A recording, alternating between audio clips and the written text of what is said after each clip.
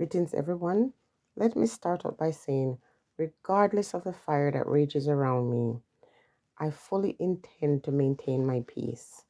When I get up in the morning, I order my day. I give thanks for rising and I say, this is the day that Yah has made, and I'm very content to be happy in it. Now, for conversation's sake, based on some things that are happening in the world, I am going to have a conversation with you and I'm going to use some text and, apply some commentary as I go along. It is imperative that you and I know ourselves. And those of us who have a discerning spirit will recognize what is happening.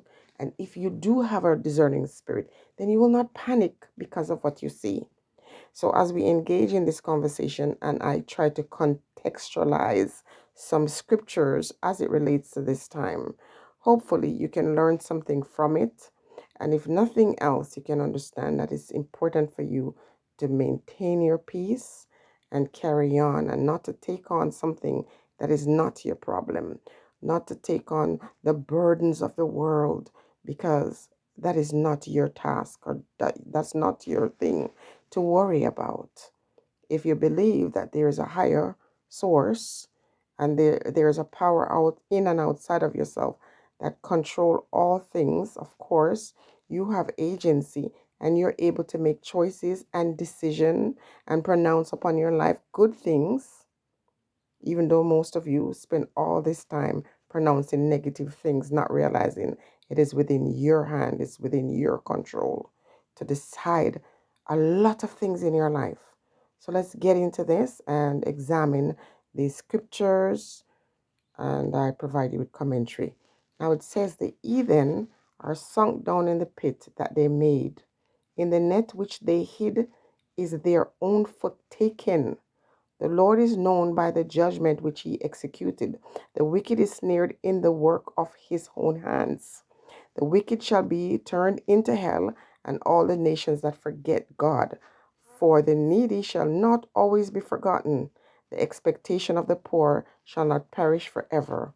Also, O Lord, let not man prevail. Let the heathens be judged in their wickedness. And so you have nations that have made it their business to interrupt the order of other people's day and have done things, wicked things. And when you look now, they're reaping their own reward. Now, when I was growing up, my aunt said that we were Gentiles. She referred to black people as Gentile. And here it said Gentile is a word that is used, usually means someone who is not a Jew. Other groups that claim Israelite heritage sometimes use the term Gentile to describe outsiders. And it gives example of who does that. And, and then in the Quran, Gentile is used to translate an Arabic word that refers to non-Jews and or people not versed in or not able to read scriptures. So the lady, my aunt, may her soul rest in peace, said that God didn't come for us. She accepted that. And so many of our people still continue to accept that we are Gentile. And because we are, God did not come. Can you imagine that mindset where someone accepts that the great sacred God that she believed in made her and condemned her from birth? Wow. Anyway, the scripture says, if my people which are called by my name shall humble themselves and pray and seek my face and turn from their wicked ways, then will I hear from heaven and will forgive their sins and will heal their land. Now, this is something that black folks always grab onto, and they always say, yeah, we are the ones that are wicked. What have black people done so evil? Please tell me nations that they've destroyed, people that they've destroyed. Please tell me and remind me their wickedness, because we love this scripture very much and we don't see this relating to other people. But this one I like. It says, I will gather the remnant of my flock out of all country, whither I have driven them. So I do believe that our people are scattered around the world, and I have had prophetic dreams and warnings that show people walking in the night trying to escape. This is one of those times. And if you remember that prophetic word that I shared, seeing the people in the night making their exodus, this is very meaningful to me at this time.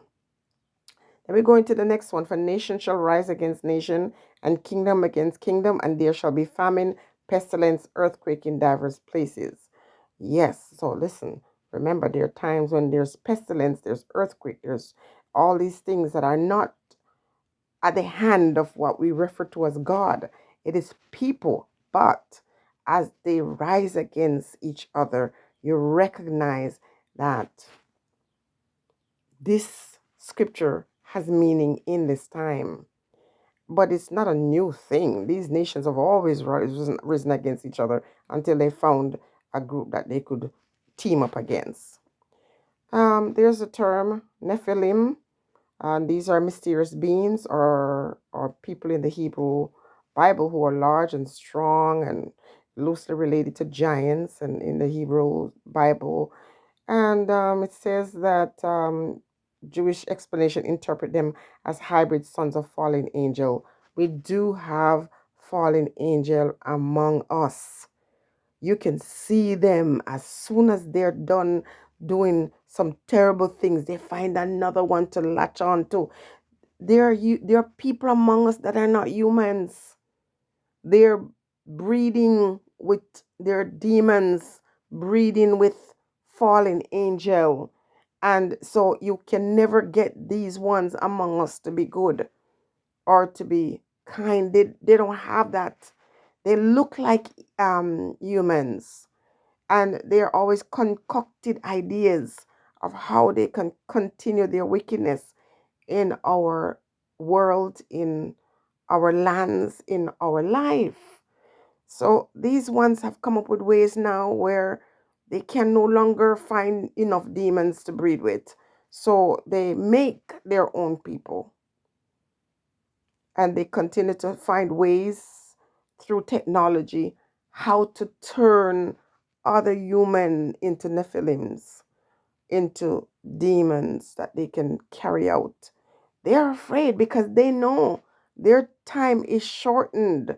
They know that their end is near. And so they continue to put in the work, the wicked acts in the world.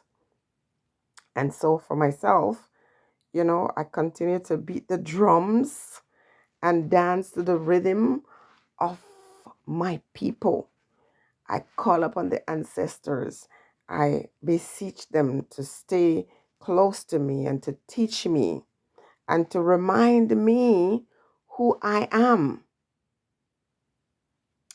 Because, the thing is, as a group of people people have been desperate to destroy. The more they do, the more we thrive. They can never get rid of us. Ever, ever, ever, ever, ever. And Ashe. Okay?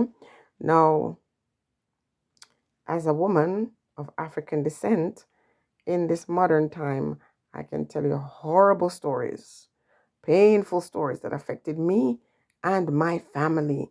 My daughter, my last child, have been through hell. People spit on her in this time, yank her hair, call her names, kick her, push her, and people turn a blind eye as if they didn't see. Had it not been for the grace of the Most High, I don't know what would happen to my child's psychology. So, um, the scriptures are there. Learn what to use and what to discard. And those of you sending me news, I just respect for you. I look at some of these clips, and when you listen to the language, people saying, "Oh, this I can't believe this is happening." This is not happening in a third world country. Oh, these are good citizens, decent working, as if when these things happen in other places, it is okay because they're third world. or because they're not middle class, as if these designation given to these ones who are respected are not ones that are denied to our people. Or if you are third world, how did you get to be a third world? How did you come together as people to ensure that your place get called first world and other persons get called third world? And the disgraceful part of it is our people cooperate in Africa and the Caribbean regions and so on to help them maintain this status, even as they destroy or attempt to, because they can never destroy us. Stay blessed, everyone.